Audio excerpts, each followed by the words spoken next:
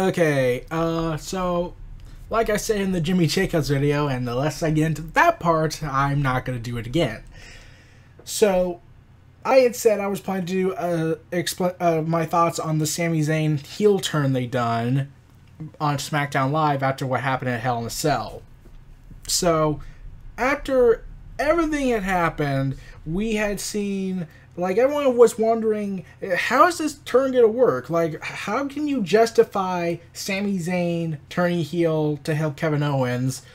And here's the thing.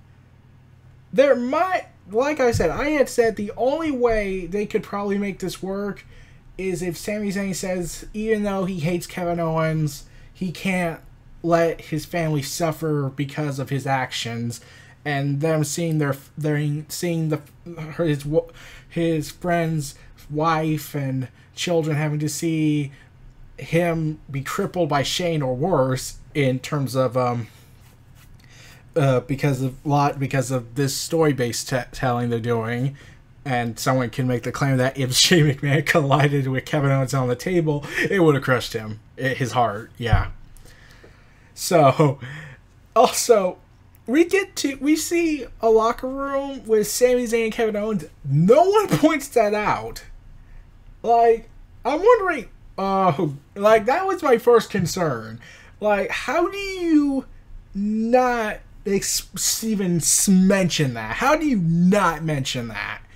It's so absurdly crazy. So, okay, we reached the midpoint of SmackDown with no mention of the locker room they're sharing. Owens hits the ring to brag about his victory, claiming that he saw a bright light and it was the pearly gates of heaven. And after explaining he cut in line to try and enter the gates, yeah, they're going with biblical references. So after Kevin Owens makes biblical references, because it's called Hell in a Cell and we need to quote the Bible for some reason, much to the pissed off Westboro Baptist Church. So thank you, Vince. You actually did something smart a little bit. And then you negated that with Jimmy Jacobs and Neville. I mean... God. So, yeah. Owens says that he was offered a guardian angel in Sami Zayn and planned to make SmackDown the Kevin Owens show and Kevin's Heaven, which sounds like a cliche TV title name. So, before introducing what he claimed was my best friend and guardian angel, Sami Zayn. And then Sami Zayn comes out with his entrance music and all the mannerisms of his face character. And, okay, I was a little worried when they did that, but I get that it's only been 2 days, so how can they shit out a music unless it was horrible for Sami Zayn's heel turn? Because here's the thing that might start, to those who don't know.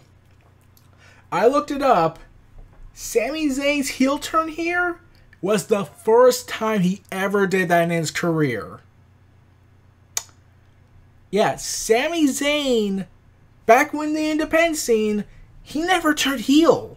He came in as a face, spent over 15 years as a face, got unpopular, and when I had learned that, I was like, oh God, you, WWE, may have made a huge mistake.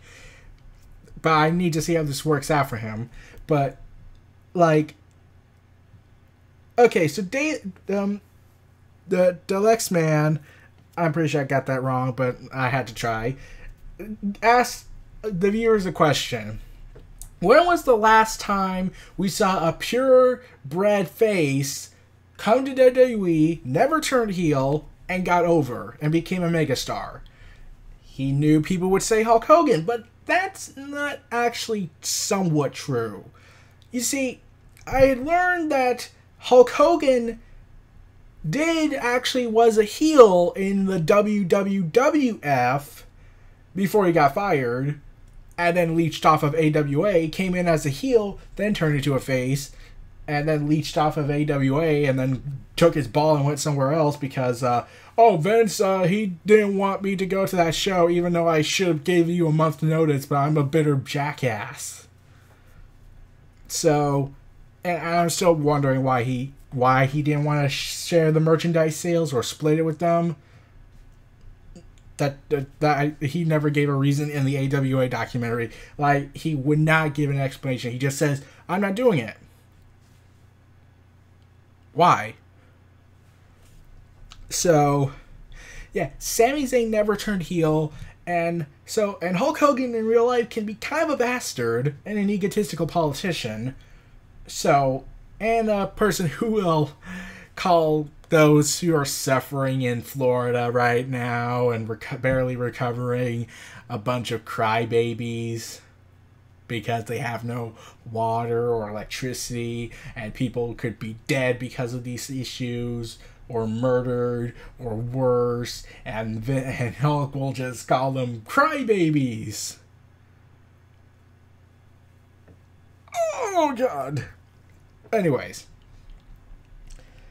So, you could cut out Hulk Hogan, and then no one has ever became... Okay, maybe Bruno Sammartino, but even then, I don't know that far back, though. But Ricky the Dragon Steamboat, he wasn't a megastar, the face of the company.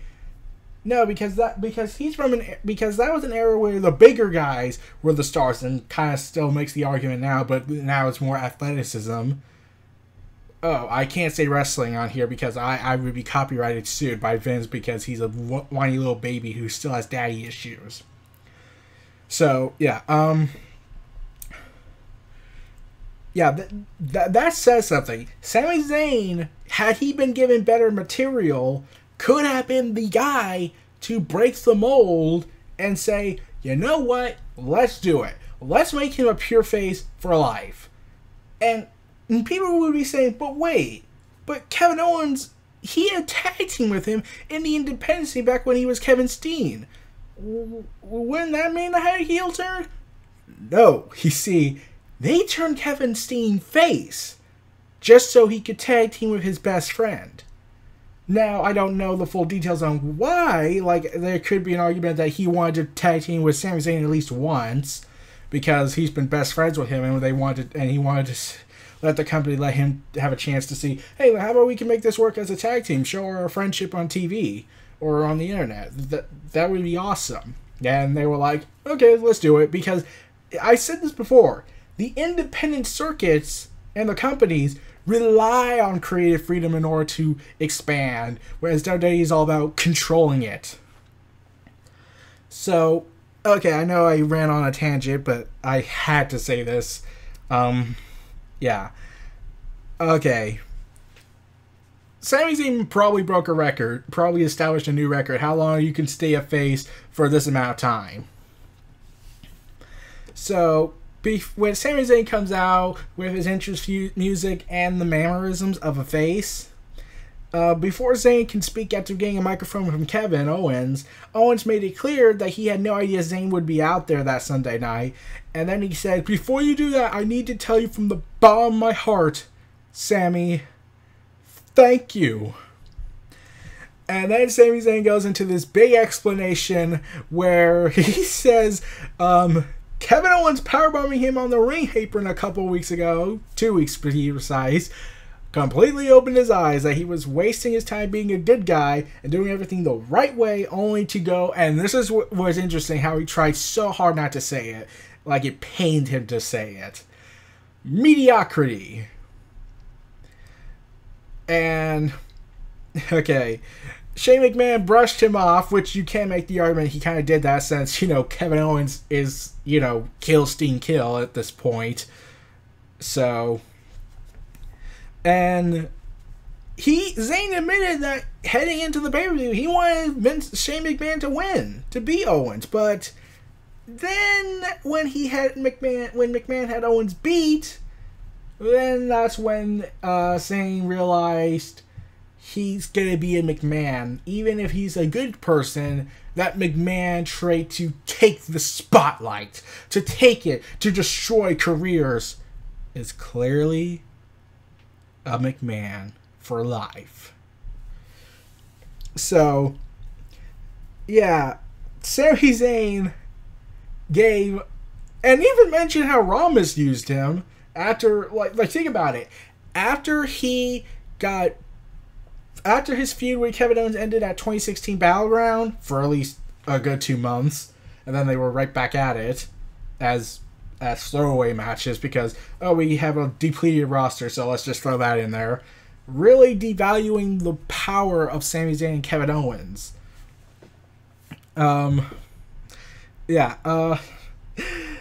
Okay. Sami Zayn did nothing. He was on the pre-show, then finally got something to do with Braun Strowman, but even then, he would be cannon fodder. He was cannon fodder for Braun Strowman because they don't have a plan. Like, Mick Foley even had hoped that this moment with him and Sami on Raw when he was traded, when Mick Foley wanted to trade Sami for Eva Marie, which, considering that she's no longer under contract, they wasted a trade. He had hoped that this would be a very pivotal moment in his career. NXT was, and then they ruined it. And then afterwards, he's just floundering around. He was like one of the final 5 in the Royal Rumble. That's something, but people want him to win, I bet. A lot of people probably. And he was at Summer. He didn't do a match with Dolph Ziggler at Survivor Series, but then he had his feud with Braun Strowman. And then after that, he kind of did nothing. What did he do that's memorable between the Royal Rumble and when he got sent to SmackDown while his time on Raw? And then on Raw, Sami Zayn was doing some things, like such as getting opportunities to compete for a chance to fight the WWE Champion, at the time Randy Orton. I would have loved to see Bray Wyatt versus Sami Zayn. That actually would have been cool, but of course WWE hates Bray Wyatt for every single reason possible. That makes next to no sense. Sami Zayn floundered again. He went off the map. It was reported that he was on dark matches. It was reported that he would lose. It was shown that he was losing to Aiden English, who was supposed to get a push and never happened. So the frustration makes sense. And now people wonder, well, how do you justify Kevin Owens and him? Remember how I said they had a friendship that has lasted for almost a big pivotal moment of their lives? They went to each other's weddings, they were their best man, and whatnot. Here's the thing. Sami Zayn and Kevin Owens in real life see each other as like their brothers. And one thing that's kind of a fact, I would say definitely a fact, but sometimes it doesn't happen, but yeah, but this happens a lot. No matter how much you keep screaming and screaming at each other, fighting amongst yourselves, at the end of the day, the siblings have to remember at the end of the day, they're still family. Like, they'll always be there for each other. Like, you have your friends and whatnot, but they're at the end of the day family. They fight, they go ahead and hug at the end of the day.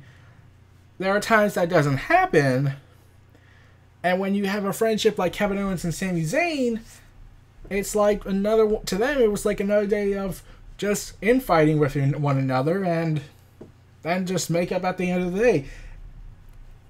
And we see this in the Kevin Owens documentary that they acknowledged on TV. So they inadvertently acknowledged Kevin Owens breaking character and hugging Sami Zayn after he had won the Universal Championship, saying, "This is ours." Saying this was our moment. This was everything we worked for. So, yeah, at the end of the day, they'll always be friends and brothers. I wouldn't be surprised if they try to get the children together and then they could be truly family. Okay, maybe I'm a little exaggerating on that, but let's be honest, that probably could happen. And Sami Zayn comes to the realization that Like, where he tries to do the right thing, come to work, do his job, make the fans happy, and then get shit on because, oh, you're this. You see, there are a variety of reasons that are most likely bullshit, but the biggest reason is because you're from NXT. And you're just scum.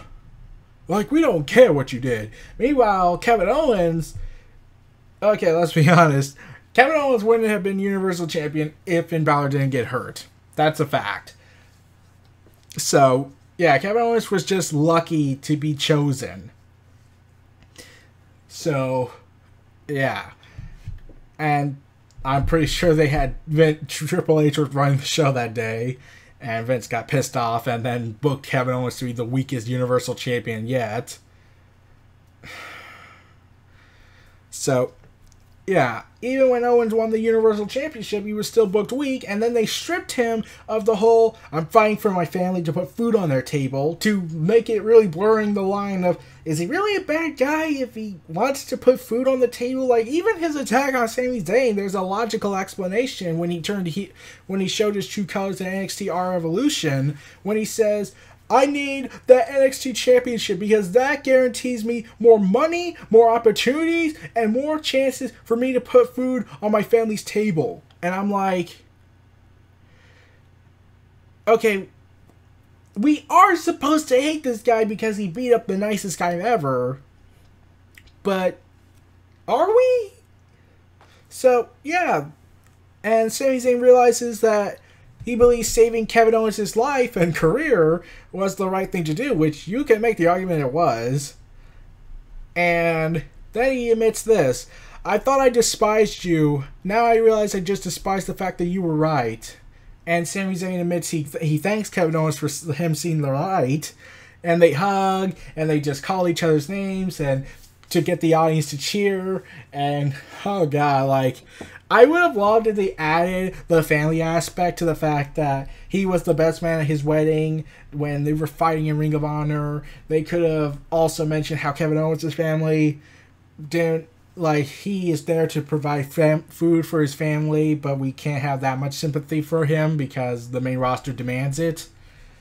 So, yeah. Sami Zayn's character, okay, I don't know how early this is early into Sami Zayn's new heel role, and considering he's never done this throughout his entire career, this might get a little awkward at times.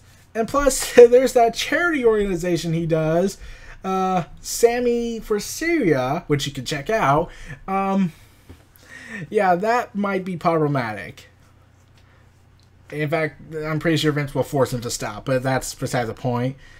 Now, there's one thing Sami Zayn could do that would have made this epic thing perfect to cement he's a, quote, heel. He kicks JBL in the face. Yeah, I'm... Because the talk of, I'd rather be kidnapped by ISIS than hang out with Sami Zayn for dinner is clearly demanding a haluva kick to the face. I'm still wondering that. So, it's said that at Hell in a Cell, after Hell in a Cell, the plan has come out that Survivor Series will see Team Shane McMahon versus Team Kevin Owens and Sami Zayn. So, who's going to be on Shane's team? Well, it's hinted AJ Styles might become a team member, but that leaves like 1 to 2 more people missing. So, I'm pretty sure they'll put in Shinsuke Nakamura, since it's now said his feud with Jinder Mahal is over. Thank God. And now, where does that leave? And probably we can add Randy Orton to the group, so that's a possibility. Now, who would be on Team Kevin Owens and Sami Zayn? Well, let's see. We got Baron Corbin, Rusev, and maybe Jinder Mahal, but I'm pretty sure they wouldn't want their world champion to be in a Survivor Series match on a pay-per-view. So, who would be perfect as the... Maybe Aiden English, because he's partners with Rusev. So, they could probably do that. It probably won't be as epic as last year's Survivor Series match between Team SmackDown and Team Raw, which honestly was freaking awesome. But I really do hope that, I really think this is the most likely route they're going to do. And the era of Sami Zayn and Kevin Owens is going to be a very interesting one. I'm just hoping Sami Zayn is not just doing this as a ploy to trick Owens into a false sense of security. Like, because he has a good reason to be mad. He has a good reason to betray Shane McMahon, because to him, Shane McMahon disrespected him, lied to him. Said you would be given all these opportunities, including the fans telling him, you'll be better on SmackDown. You're much more talented and you deserve to get better opportunities. So you can't make the argument that the fans and Shane McMahon drove him to this. So Sami Zayn has every right to feel the way he feels. In fact, there's a chance this is a shoot, to an extent. And plus, his friend Neville's gone, so that probably had something to do with it. The whole bitter display and annoyed with the direction of his career. I'm pretty sure they took that inspiration from Neville. I mean, like, he left Raw and cited, and it was said to be that was the reason, because he didn't like the direction his career was going. Sami Zayn probably had the same feeling and decided to want to turn heel for it. So, yeah, this run as a heel could be interesting. Could be very a shot in the arm for Sami Zayn. But like I said, I just hope it doesn't end with a cliche, oh, I tricked you, I fooled you, I was really the good guy the whole time. Yeah, that's not going to clear up the record that you did, in fact, turn heel. So, yeah, this is going to be an interesting storyline. This might be, let's see, the best storyline they got that's on SmackDown, because, let's see, Rusev and Orton is a clusterfuck of confusion. Jinder Mahal, whatever he does, leaves a lot to be desired. Also, hypocrisy, racist-filled, and makes next to no sense. And xenophobic, but that was clearly obvious at the beginning of all of it. So, Sami Zayn, Kevin Owens, and whoever works with them are the only thing, that's the only thing keeping SmackDown afloat. That's how I see it. And I'm thinking to myself, put Ryan Ward on here. Put Ryan Ward back as head writer. He was head writer throughout the SmackDown Live of 2016 to early 2017. Then Vince most likely said, you're doing a good job, therefore I'm demoting you. Road Dogg, you do it. Even though Road Dogg has kind of not gone popular with fans, and Ryan Ward clearly knows what he's doing because he's seen all the independent stuff. So yeah, I could buy Ryan Ward probably doing this heel turn, but if it doesn't go if it goes in a route that I didn't like, I would have thought Ryan Ward would do better. But yeah, Sami Zayn and Kevin Owens as a team, this could be interesting. I want them to see have them run with the tag team titles later down the road after their war with Shane's over. Because the minute I saw this team, this is the first time they've teamed up in years, I think since 2009, and that was in Ring of Honor, when they lost to the Young Bucks for the Ring of Honor Tag Team Championships, I think, and that's when the team ended. So, I would love to see where this goes. I just hope they don't screw it up. And I really hope Sami Zayn sinks more into the code of a heel, so we could see how this works out for him. So, those are my thoughts on Sami Zayn's heel turn explanation. This was Near Reality Entertainment. Feel free to like, comment, subscribe, and donate, and stay tuned for more.